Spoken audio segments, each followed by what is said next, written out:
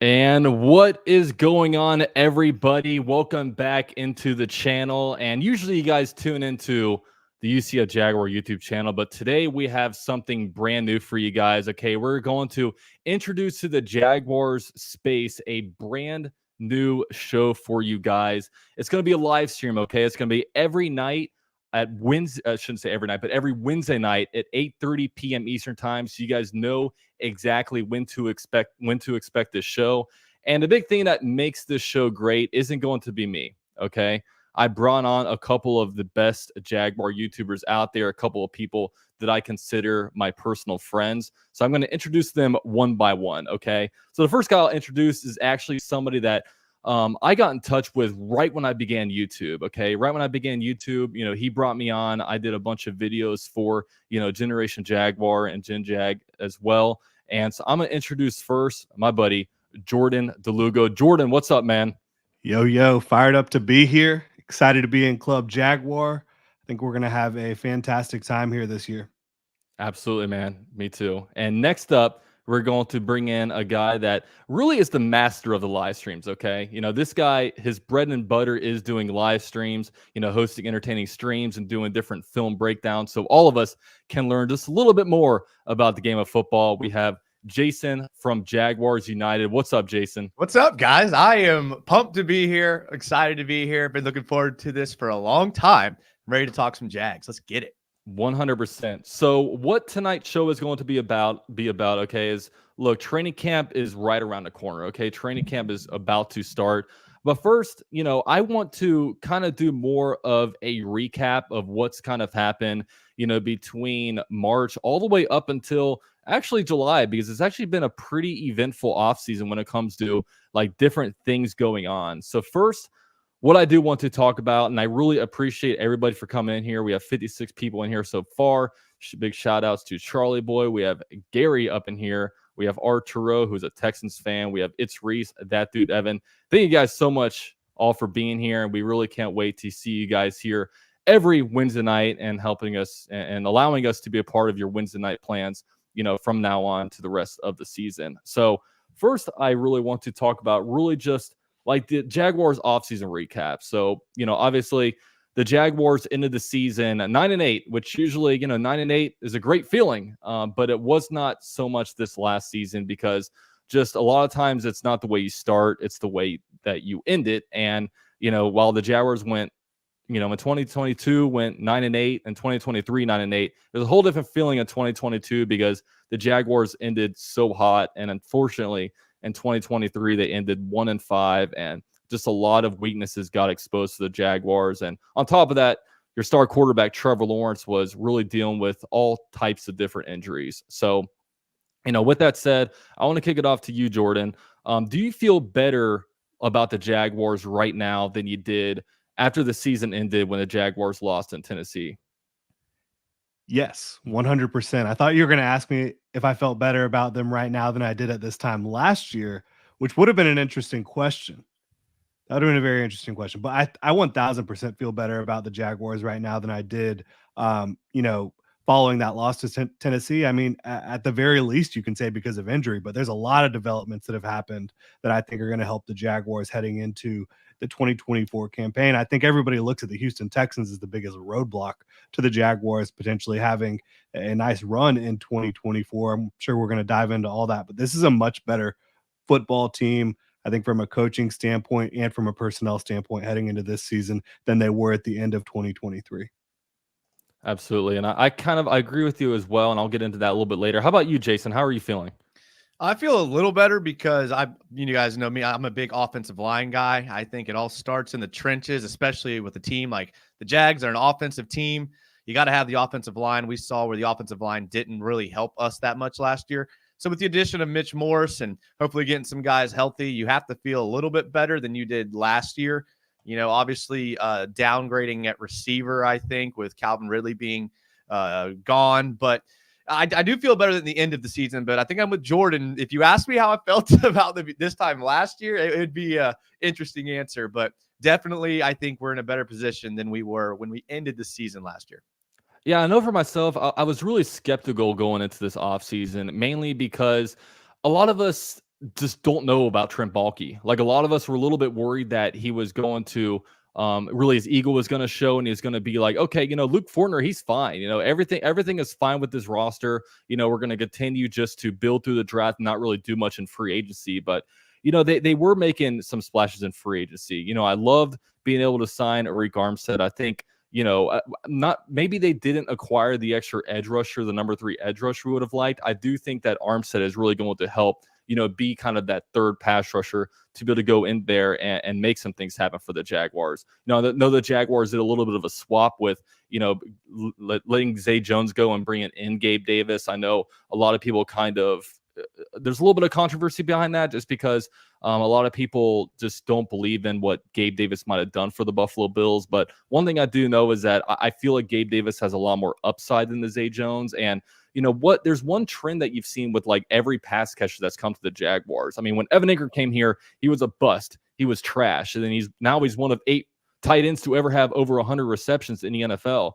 People were saying the same thing about Christian Kirk. He's overpaid. He's not that good. But, we've seen how much of an impact a guy like that has on our team. We saw when he left what a difference that the team made. And then, we've seen guys like, even Zay Jones had a really good year under him. So, the only guy that really didn't do as well was a Calvin Ridley, which still just a weird situation with him. But, now the Jaguars, maybe not swap because they're kind of different players, but they have a Brian Thomas Jr., a younger player that can kind of move forward. But I think overall, when I compare, when I see what we've done, I feel like we did move forward good.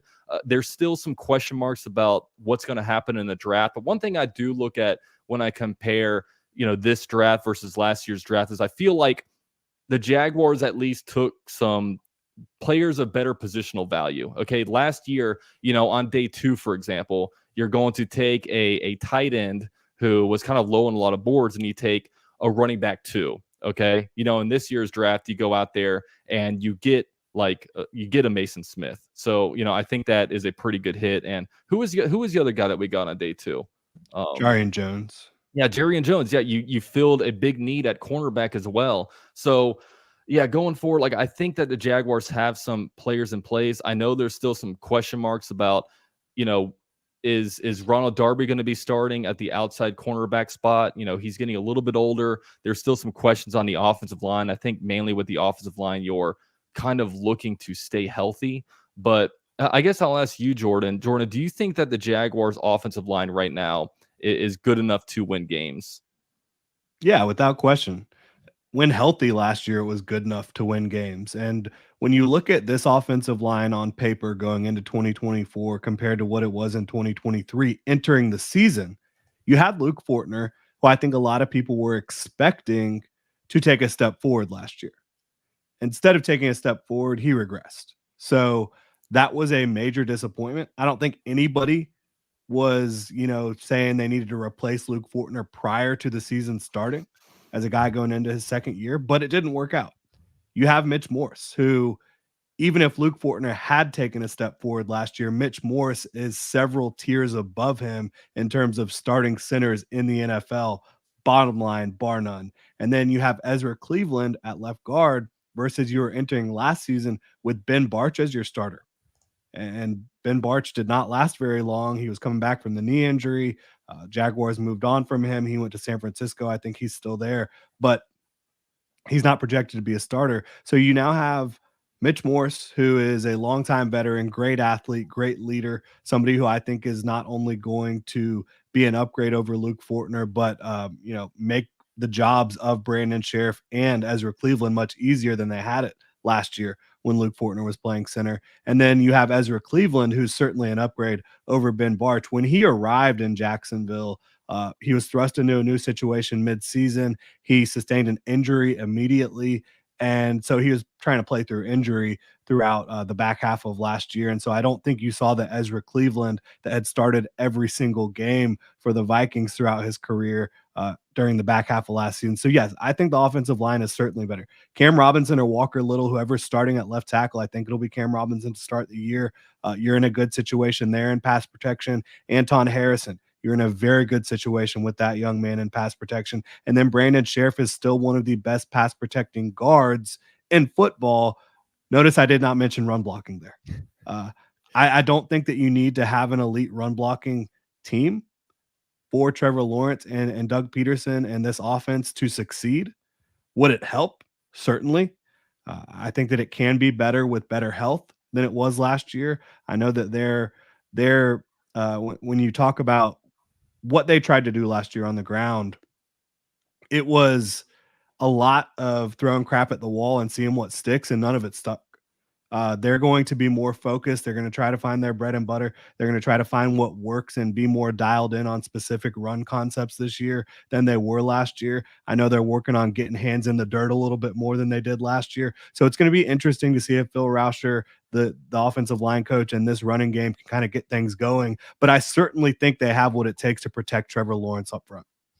So I'm curious with you, Jason, because I know you have, I guess your biggest gripe about this offseason is kind of what the Jaguars did with the offensive line. Is your issue with the offensive line more so like a on a starting level when it comes to you don't think that the starters are good enough, or do you worry about some of the injury history that maybe guys like Cam Robinson and Brandon Sheriff have, or are you most worried about the depth? Kind of give us your thoughts on the offensive line in that perspective.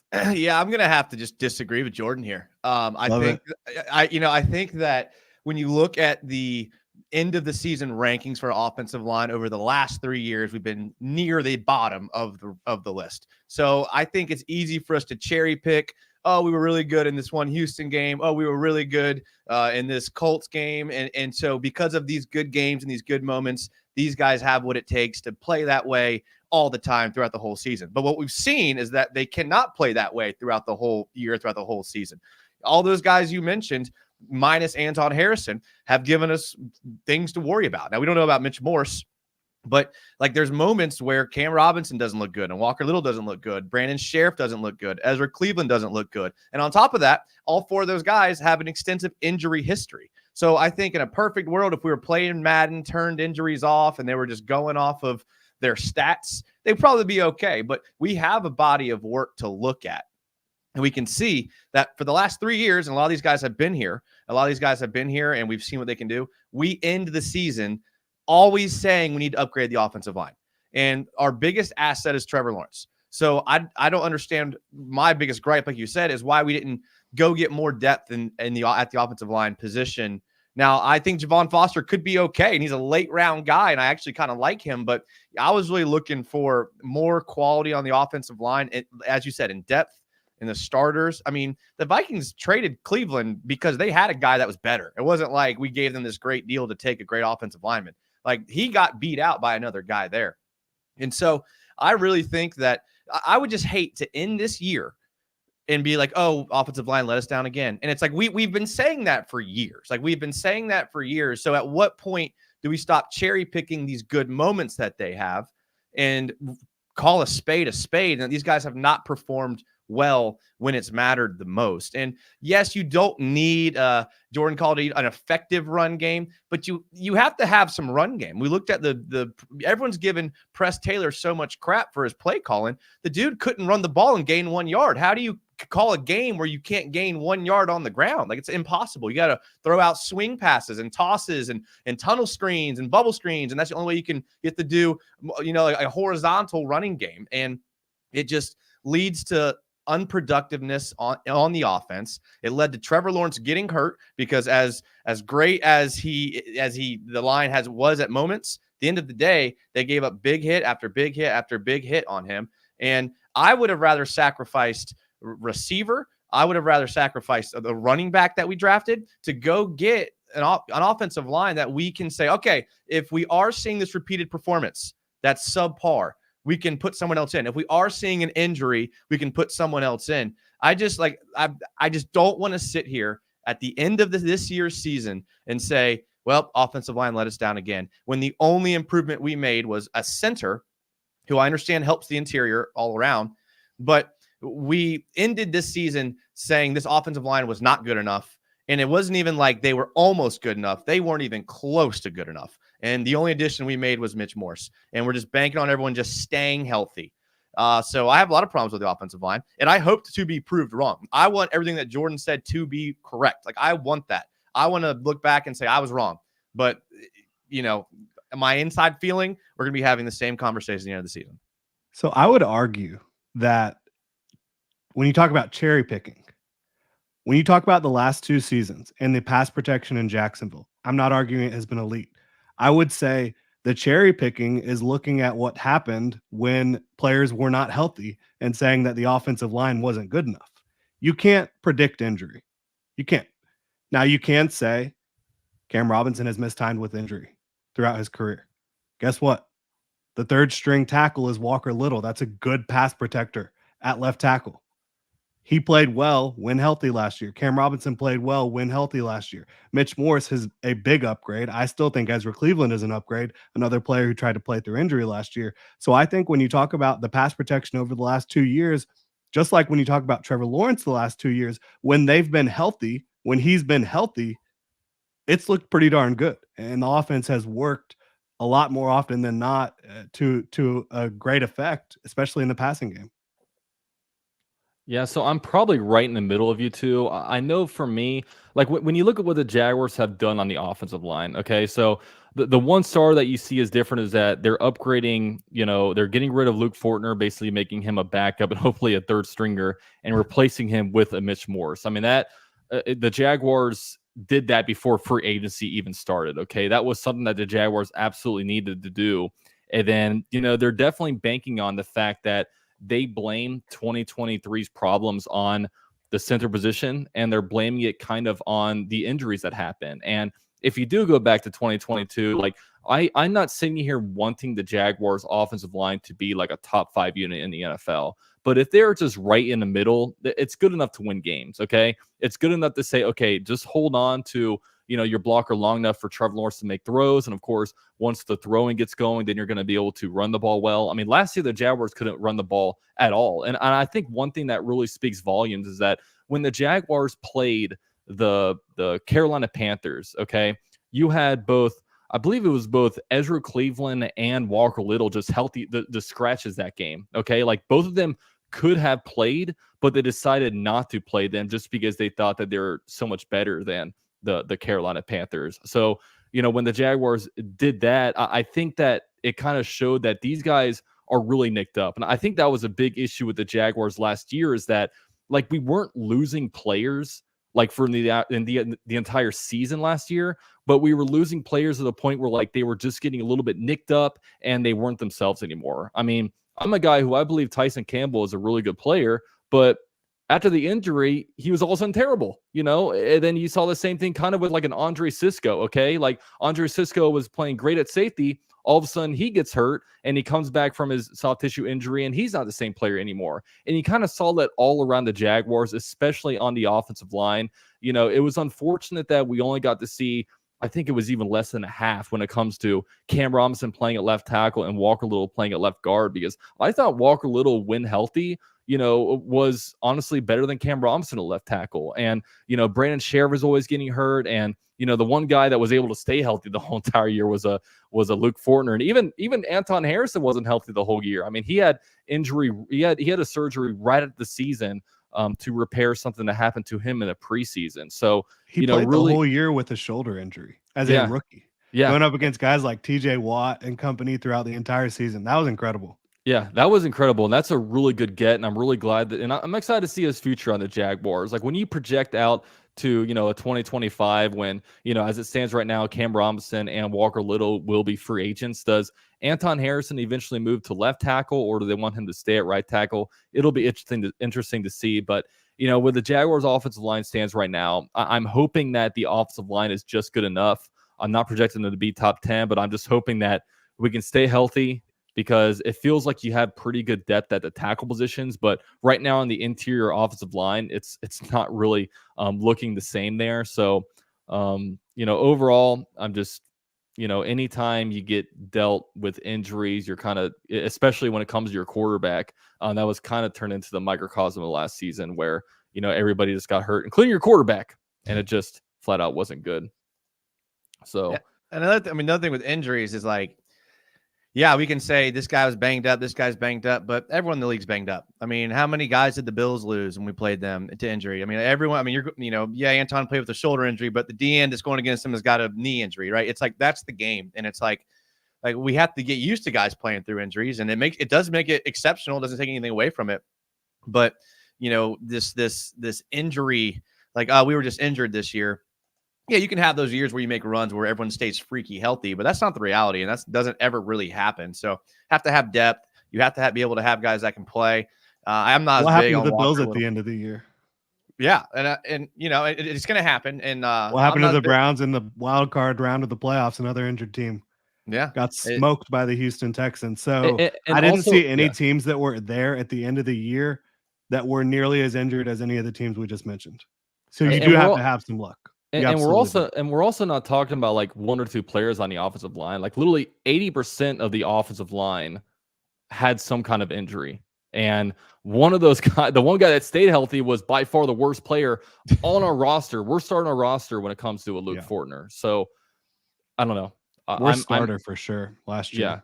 Yeah, by far the worst starter. And the thing that trolls me about Luke Fortner is I know people still like talk about, maybe there's something to salvage there. That's the thing that gets me, is the fact that like the thing that hurt him in 2022 was that, he needs to get stronger. Okay. He was getting pushed around a little bit. And, I feel like if there's anything you can control, is probably going to be your strength. Because I know for me, when I played, in college lacrosse my freshman year, I was just getting straight up pushed around. I said, okay, like I'm going to make sure my second year of lacrosse, if I'm not doing well, it's not because I'm not strong enough. You know what I mean? And the fact that Luke Fortner, with all the different things at his disposal, he still came in and he almost looked weaker than he did the prior year. I just don't know if I will ever believe in the fact that he could ever turn things around.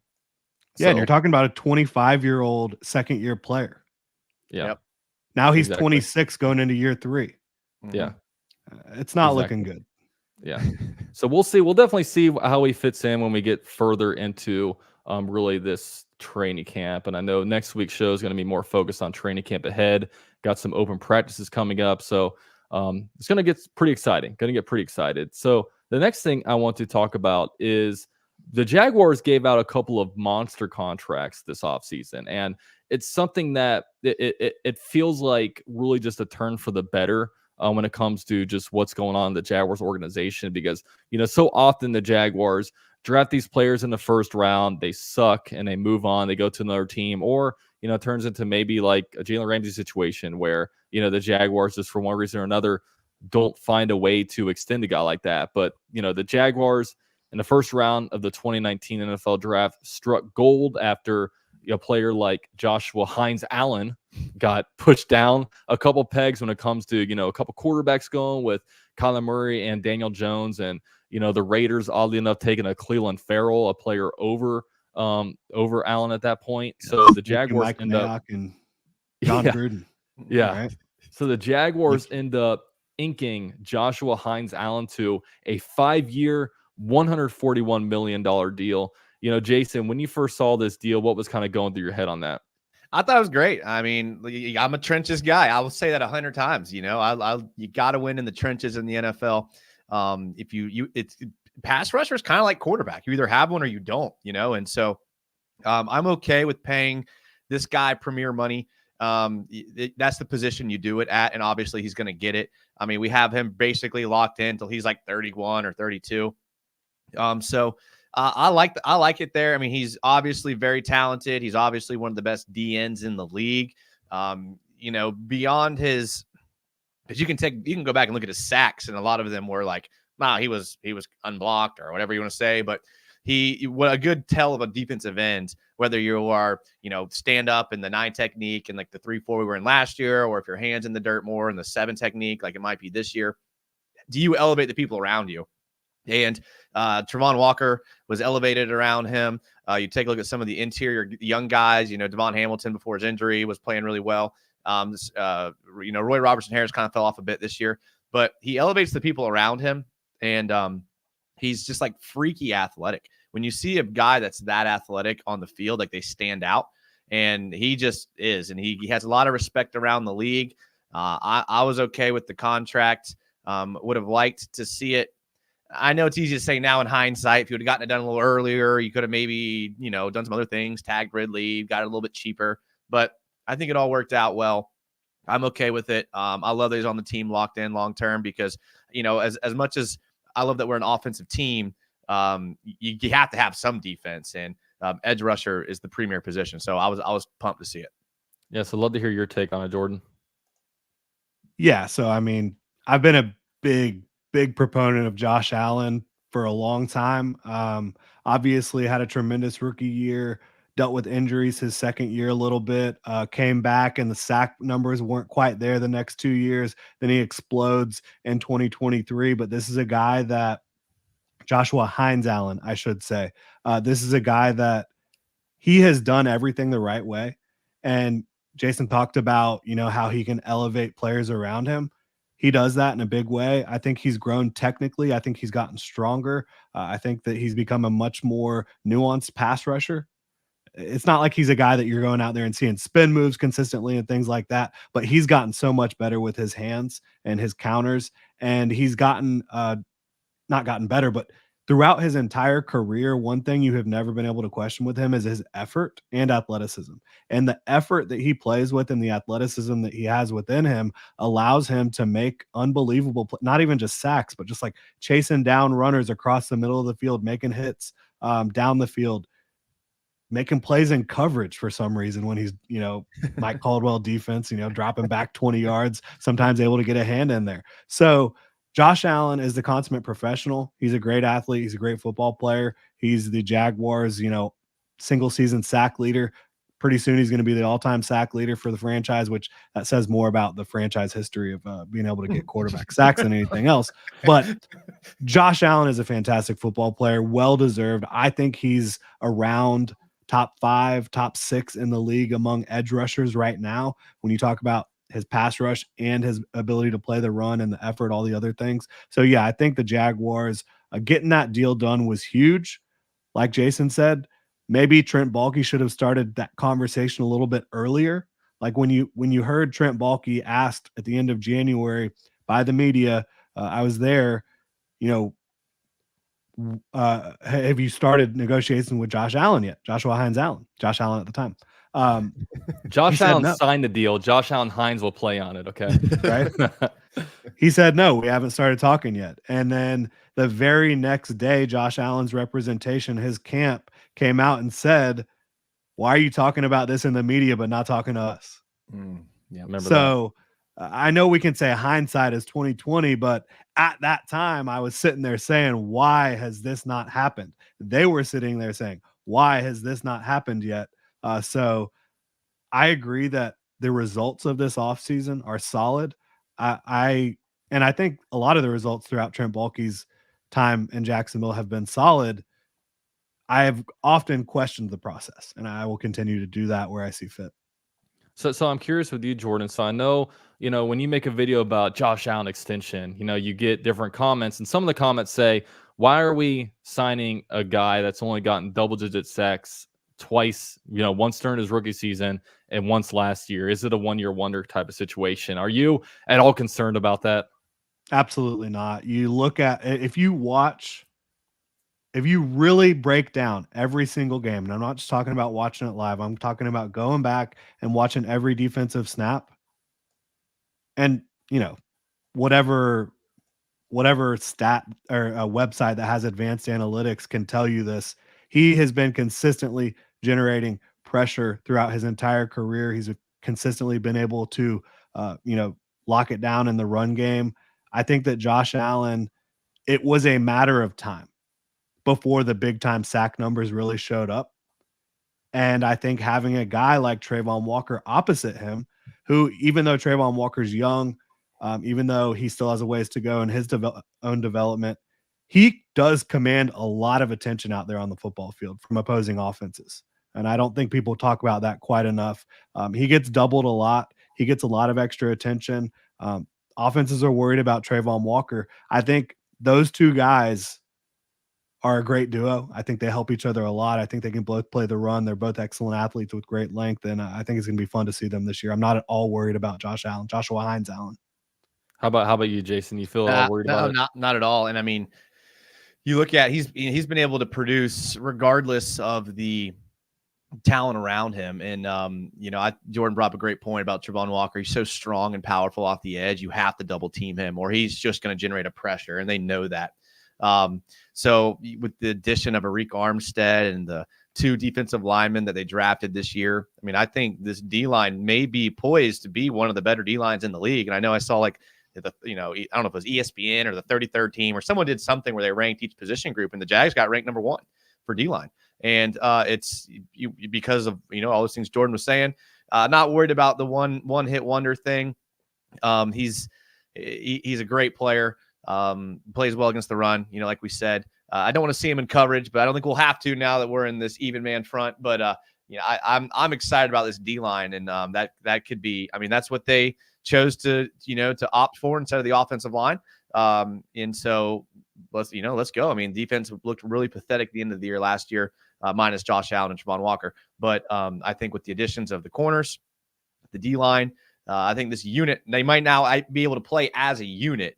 And where I was going with all of that is I think we're only going to see Josh Allen get better because of the upgrades around him. So I think now that he's got a unit that can play as one unit, you don't have kind of like a first-year D coordinator that's kind of throwing a bunch of stuff against the wall. I think this defensive unit will be much more improved this year than they were last year.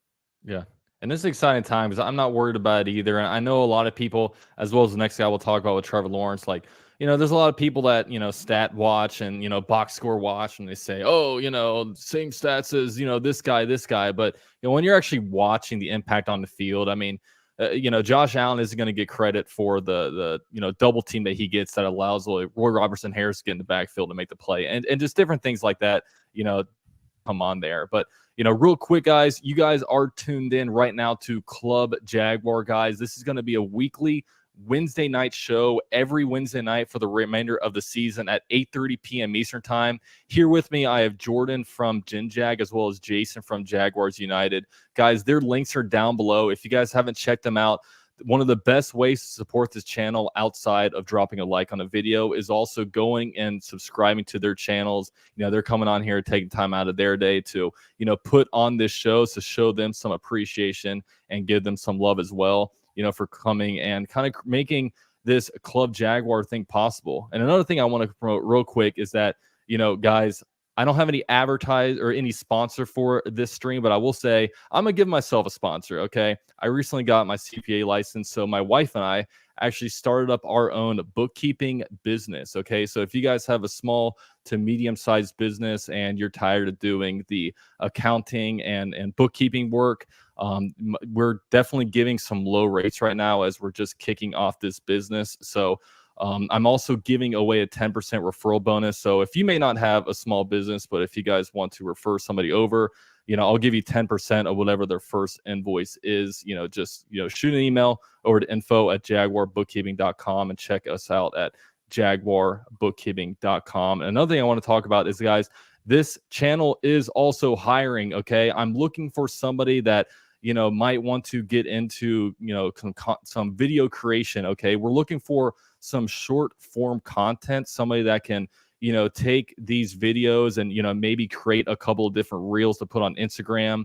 If you guys are interested in something like that, I'll kind of shoot over to you kind of a template of kind of what I'm looking for. And, it's a paid position too. I'll give you guys, some money, we'll negotiate that, through my email, or you can DM me on Instagram or Twitter or wherever you guys have me. I'm available all over those platforms. So, definitely hit me up if you guys are interested in, kind of helping out here, and I can help you out as well. So all that is fun and good.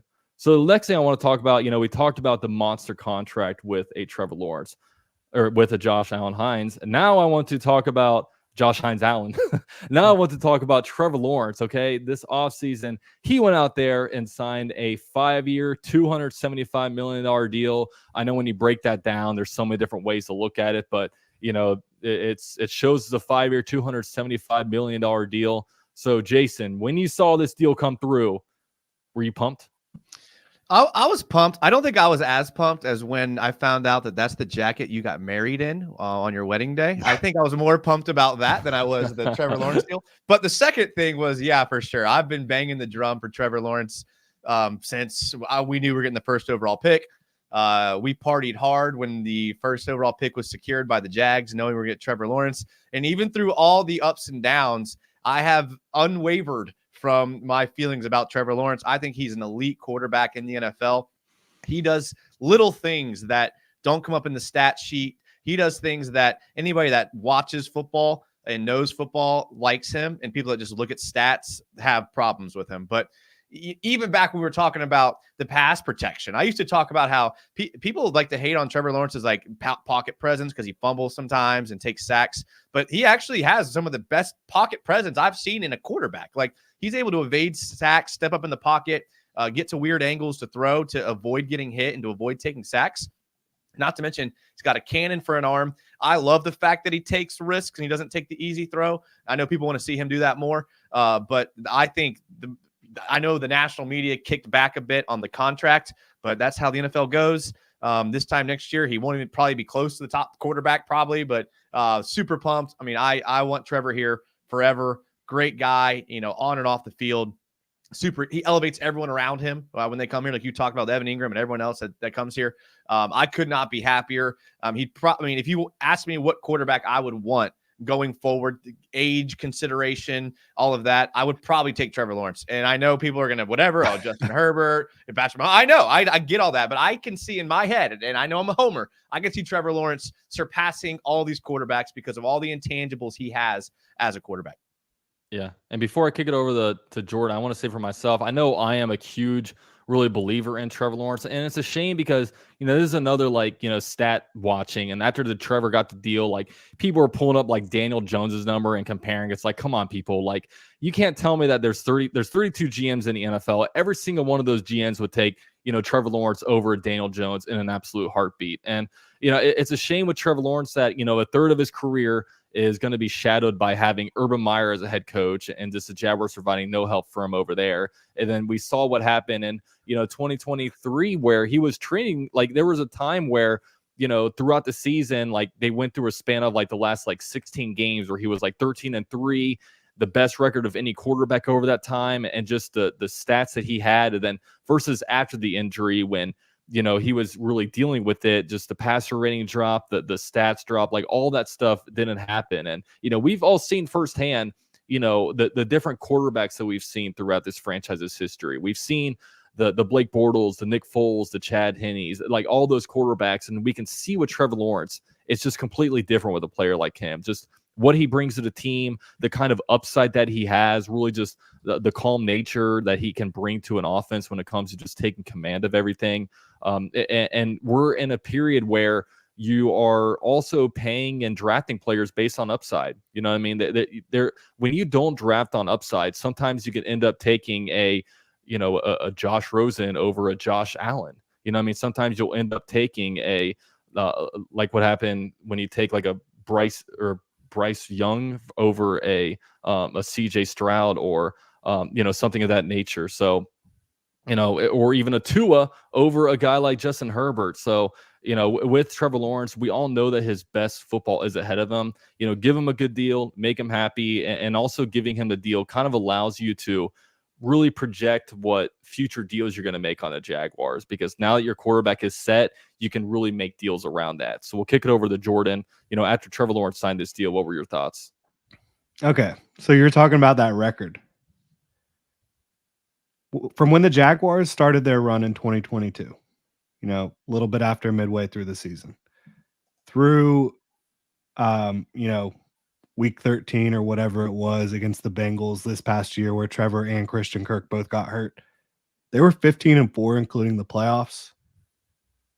15-4, including the playoffs, with 2 losses to the Chiefs, 1 loss to the 49ers, right? Like, I mean, come on. This was a team that was finding ways to win almost every single week. But yeah, Trevor Lawrence, I've been pounding the table. I've been telling people since before last season, like, as soon as he is available for a new contract, which is after, year 3 of the rookie contract, the Jaguars should do it. They should get ahead of the money. I know everyone's like, oh, he's the highest paid quarterback in football. Look at the percentage of the cap when the deal is signed, and that gives you a better indication of the actual market. and how much of an impact that deal is making on the salary cap, which is what ultimately matters from a franchise team salary cap perspective. He's like not even in the top 5 in terms of percentage of the cap when the deal was signed. So as much as everyone wants to say, oh, Trevor Lawrence doesn't deserve that money, he does. I mean, if you have a franchise quarterback, I'm talking about a legitimate franchise quarterback, a franchise elevator, you pay them market value. And that's what Trevor Lawrence's market value was. And I'm not sitting here and talking about Tua Tagovailoa because I don't think he's a franchise quarterback. I don't think Jared Goff is a franchise quarterback. I think he's a damn good quarterback in that system with Ben Johnson as offensive coordinator. But Trevor Lawrence is in a different tier than these types of players, in my opinion. And I'm not trying to, throw shade to the Miami Dolphins who the Jaguars play in week 1, but the Tua situation's going on right now, right? I think that there's a reason the Dolphins are hesitant to pay as much as Tua wants, and it's because he's not in the same tier as Trevor Lawrence as a quarterback. And Jason mentioned that Trevor Lawrence elevates everyone around him. I think you look at this football team without Trevor Lawrence the last 2 years, they're not even close to 500. Not even close. So I think he does elevate everyone around him. I think that he and Doug Peterson are the 2 pillars of this franchise. I absolutely believe that. Yeah.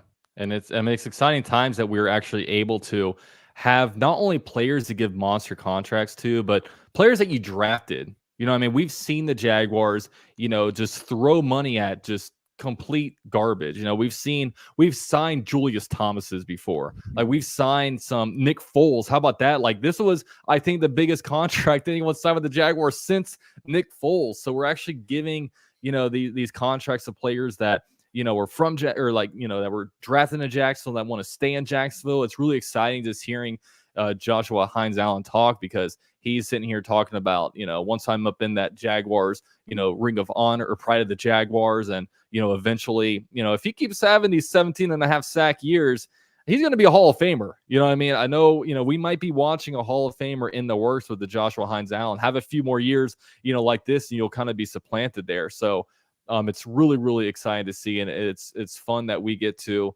definitely have those positions established, so we don't have to sit here and continue to be in quarterback purgatory like I have been really my whole entire life as a Jags fan. And now we're all, in our 30s. We've all kind of experienced it as well ever since, like, I guess the Mark Brunell days. So it's really, really exciting in that aspect.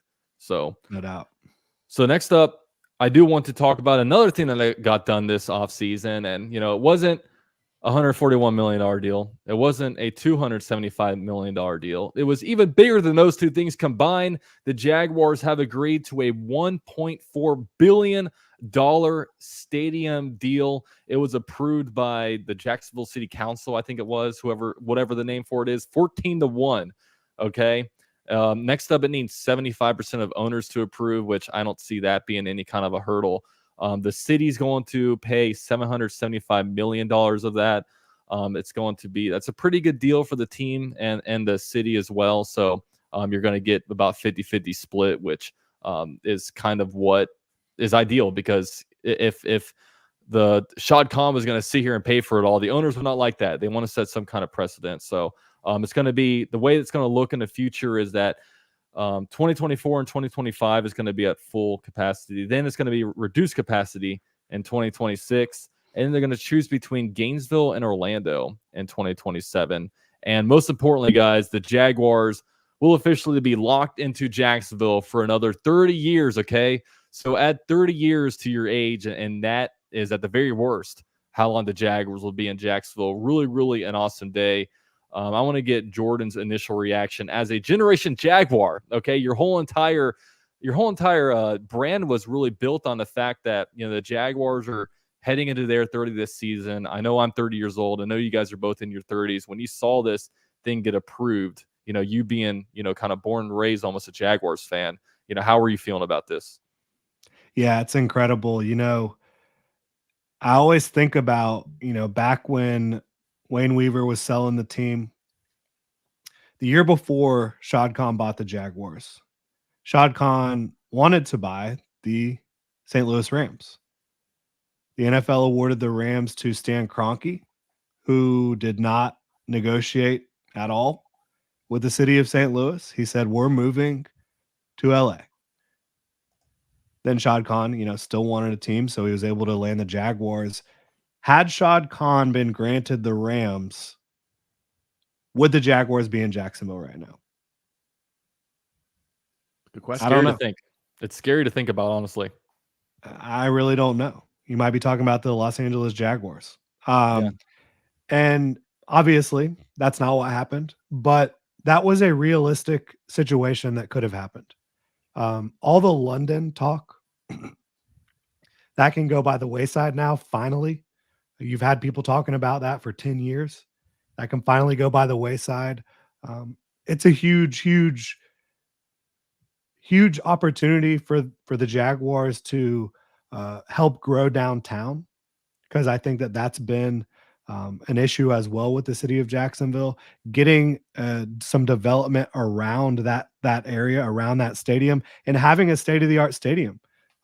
Shad Khan has made upgrades to it throughout the years, but having a stadium that looks kind of like the stadium that is in LA right now, hosting the Los Angeles Rams, I think is really exciting. It'll be interesting to me to just see, the roof that will be on the stadium.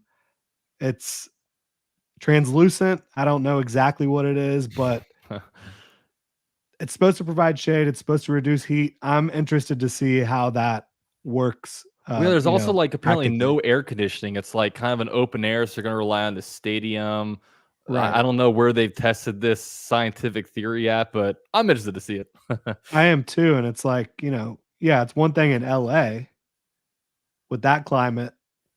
When it's August, September in Jacksonville, what's that going to be like? They know a lot more than I do about this, I'm sure, but I'm just interested to see how that plays out. Yeah. How about yourself, Jason? What were you feeling? Any shade will be fine with me. I don't care what type. I don't care if they hired people to have umbrellas over everyone in the stadium. Any kind of shade. There's been some brutal games in the heat. I have like a ranking of the worst heat games in that stadium, and I'm excited to no longer have to add to those rankings anymore, because it has to be cooler than what it's been. On top of that, 2027, if they're in Orlando, I get to go stay with UCF Jaguars 7 times in the year. So there you go. Crash on everybody's welcome. All 104 people in the chat. We're all going to cram awesome. Up in here. You can just shove my wife aside. She won't care.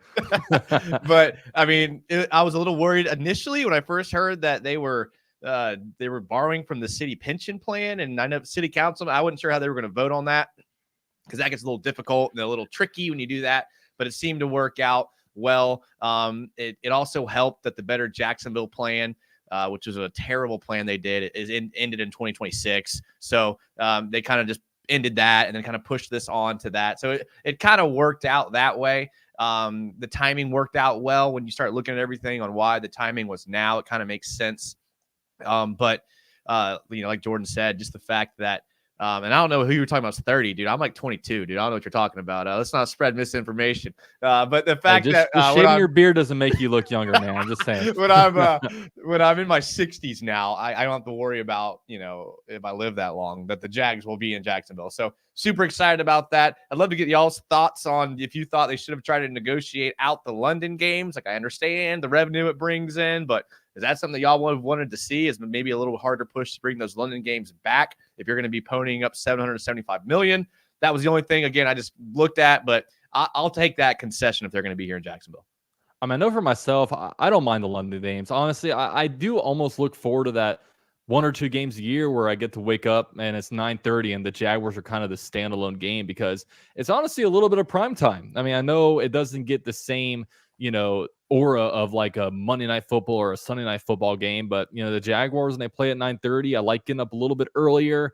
Then the Jaguars are done. Then you get the whole entire 1 o'clock and 4 o'clock window just to kind of relax and watch some football. And we've almost kind of made it into our kind of yearly schedule now that the Jaguars will play one London game, and you kind of understand it, because Mark Lamping and all of them discuss it all the time. It's a big thing that keeps the Jaguars in Jacksonville, because we've seen and we've all gone through our heads like, okay, what would it be like? What would I do if the Jaguars somehow lost the Jaguars? it's a little bit of a scary thing. And, since Shad Khan, like what Jordan was saying, since Shad Khan bought the Jaguars, we've seen the Rams move. We've seen the Chargers move. We've seen the Raiders move. All these teams from cities that maybe perception-wise are bigger and better than Jacksonville, but the Jaguars have been here to stay. And look, if getting 7 to 8 to 9 to Jaguar playoff football games in Jacksonville, if the trade-off for that is to get one game over in London, I mean, me personally, I'll take that all day. Yeah, I think that's fair. I see both sides of it, no question. But I will say, I'm right there with you. I love having a 9:30 a.m. game. From a coverage standpoint, get up not first thing in the morning anymore because I have a child and a dog who wakes up at 6:30 in the morning. But pretty early, you get it done before all the other games start. You can probably get a video out, recap close to before 1:00, right around there. Watch the rest football the rest of the day. A lot of times it has been a good day after a Jaguars win. Had a lot of wins over there in the 9:30 a.m. slot for the Jaguars. So it is fun having that 9:30 a.m. game. But for fans that want to have every home game in Jacksonville, I mean, how can you even argue? Like, yes, a football team that's called the Jacksonville Jaguars should play all their home games in Jacksonville. They should, no question about it. So, yeah, we'll see. We'll see if that continues for the next 5 years, 10 years, however long it is, if it continues as long as Shad Khan's the owner of the team. But the good news is, like we've all said, the Jaguars are not going anywhere.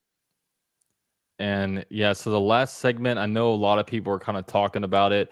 They want to talk about throwbacks. I know a lot of people are commenting on Jordan's hat. Guys, you guys can all get Jordan's hat at ginjag.com. He sells all kinds of sweet Jaguars merch, so definitely go check out over there. And while you're going to ginjag.com, guys, check out both Jordan and Jason on their YouTube channels. Jordan will be over there at Ginjag. He drops pretty much daily content. I mean, he's known for the Duval Daily, okay? Dropping that content every morning. And, Jason, what's your schedule like now, Jason? You're a Tuesday and Friday night? I don't know, dude. I don't have a schedule. Yeah, Jason is the wild hair up his ass late at night. I haven't seen 6:30 a.m. in years, Jordan. Well, yeah, I don't know what you're talking about. I mean, he's waking up at 11 a.m. on Sundays, okay? That's why he doesn't like the 9:30 kickoff. Yeah, absolutely. Yeah. So, yeah, if you guys want to join Jason, he'll be indulged in the brown water some night at 9 o'clock. So definitely catch him over there. But we got people talking about throwbacks. So we're going to end it talking about throwbacks, guys. We've been waiting for, first of all, we've been waiting for forever for the Jaguars to even do throwback uniforms. It's like, why is Tennessee doing it? Why is Seattle doing it? Why is every team in the NFL doing it? But we're sitting here playing in our Microsoft Paint uniforms every Sunday. But the Jaguars did officially announce it, that they're going to do throwbacks this year. And then we had to wait, and we're still waiting. But finally, yesterday, they announced that tomorrow at 9:04 a.m., they are going to be unveiling, I guess, some kind of throwback photo shoot where we're going to see the players in the throwback uniforms. I know for myself, the reason why I'm so excited for throwbacks isn't only to see how great we look in them, because obviously I love the uniforms, but it's also, I think it's going to be a step forward to potentially going a route like the Tampa Bay Buccaneers did, okay? The Tampa Bay Buccaneers had some great uniforms. They switched them over to the alarm clock uniforms while the Jaguars had their two-tone looks, and then they went back to their old classic looks while keeping their updated logo.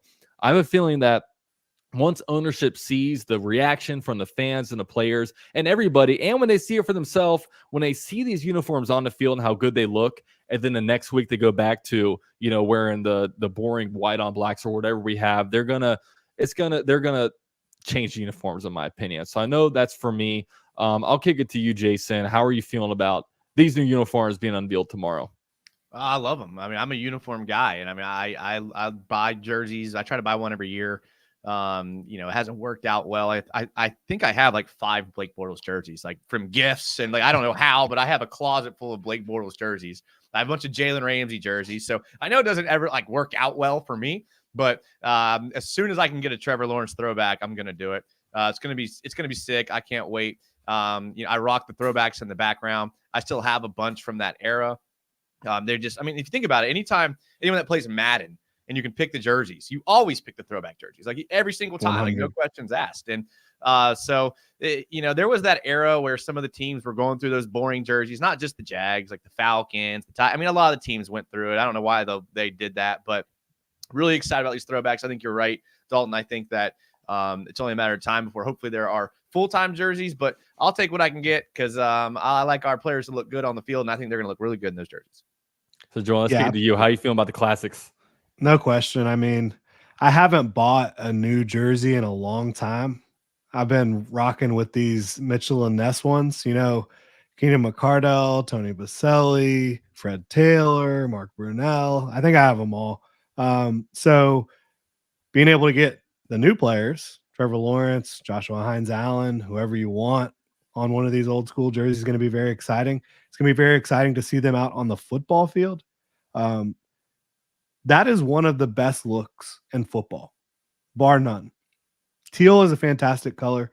Black is my favorite color, even though it's not necessarily a color, technically. Technically. Actually not a color. It's the absence of color, Jason. Controversy. A little controversy in this show. A little hot take. Teal and black with a little gold accent. It does not get better than that. The number font, all of it comes together so well. I love the black helmets. I don't think those are going anywhere. I think that those are here to stay for the Jaguars long term. I don't think they're ever going to change the black helmets. Obviously, it's the new logo on them right now, but I could see for sure the Jaguars moving towards some sort of mesh of the throwback jerseys and the modern jerseys in a newer full-time uniform whenever they decide to roll with a new uniform. I think it'll have more of the gold accent. Like, I think Shad Khan, for whatever reason, wanted to completely eliminate gold from the uniforms last time around. And I think that was a mistake. And I think that they need some sort of outline on those numbers. It's just way too plain. Some more on the sleeves as well. But I think that they're going to look great. And I think that, like you said, at some point in the future, they're going to have something that resembles more of that old school look. Yeah. And I think with the current uniforms, I think it was an overcorrection of what the Jaguars did with the 2013 through 2017 uniforms, because I personally, I didn't like the uniforms at all. I just thought there was way too much going on. There was like double outlines on the numbers. There was in the two-tone helmets. There was so much going on where I know Tom Coughlin hated him. He just went, no, we're just going back to plain. But then now you look at it and it's like there's just nothing going on. There's no pizzazz. There's no flair. There's nothing going on them. And yeah, and tomorrow, not only will Jaguar fans go crazy, but the entire NFL, like all NFL football fans, are going to go crazy tomorrow. Like, they're all going to be like, holy cow. And there might be some people that don't even remember what the uniforms really look like. I mean, we have so many like younger fans, and man, it's going to break the internet tomorrow. It will. Everybody, even the biggest Jaguar haters, will be like, okay, these are nice. Because like Jordan was saying, you don't get, like, first of all, not many pro teams even have the color teal. Okay. And the teams that do have the color teal, you don't combine it with a gold, which gold and teal for some reason just looks so good together, especially when you bring in the black. The Jaguars just have so much potential with these uniforms. And, with tomorrow's unveil, I imagine they won't wear throwbacks just once. I imagine they'll wear them at least twice, or as many as often as they can. I imagine they'll, even if they can wear them maybe 3 times, they will. But I would imagine at least 2 times. And it's going to be epic. It's going to be epic. I know I'm going to have my eyes peeled. Even though I'll be at work, I'll be waiting for that 904 unveil. Yeah, I'm thinking about going down there and taking some pictures, seeing what people got going on. I know it's going to be pretty damn exciting for everyone. Yeah, you ought to stand right at the entrance and take pictures with people, sign autographs. You can be the star of the show, Jordan. I can charge for it, right? Yeah. I mean, I heard you in your last video. You got recognized out there on vacation. People coming up to you. So you're big time now, Jordan. Yeah, you're. I was at the liquor store, and Gabriel said what up, and then I was on the beach, and Ryan said what up. So shout out to them if they're tuning in. Sweet, man. Sweet. But yeah, that will probably do it for the show. We got a full hour. So, guys, like I was saying earlier, man, this is the Club Jaguar podcast, Club Jaguar. The club opens at 8:30 p.m. Eastern time every single Wednesday night throughout the remainder of the season. It's going to be a whole lot of fun, once we really get this thing going and, once we actually have real football to talk about. But it's going to be fun every single week. I mean, next week we'll talk all about training camp and different training camp battles to really look for, and we're going to get you right into preseason and right into the regular season. So right here is a place to be. Big shout out to Jordan. You guys can check him out on his YouTube channel at GenJag. Also, you guys can check him out at Jordan DeLugo on Twitter. Also check him out on genjag.com for different merch and stuff like that. Jordan, thanks so much for joining with me today. Absolutely, man. I'm fired up for the rest of this season. Fired up for Club Jaguar. Going to have a lot of fun debates, fun talk. We're not always going to agree, but we're always going to have a good time. I'm fired up for it. Absolutely. And we got Jason over here too, guys. Just keep refreshing your YouTube at around 9 o'clock every night. Maybe he goes live, maybe he doesn't, but he's going to have you an entertaining show, whether he's breaking down film or going deep into his personal life or even politics, man. There's nothing that's off limits in Jason's live stream. So Jason, thanks so much for joining today. Yeah, man, I appreciate it. Thanks for having me. I'm really looking forward to it. Absolutely. But all right, guys, thanks so much for being here. Please, on your way out, drop a like for us on the live stream. Definitely helps out get this show to more people. And with all that said, thank you guys so much for being here. Go Jags.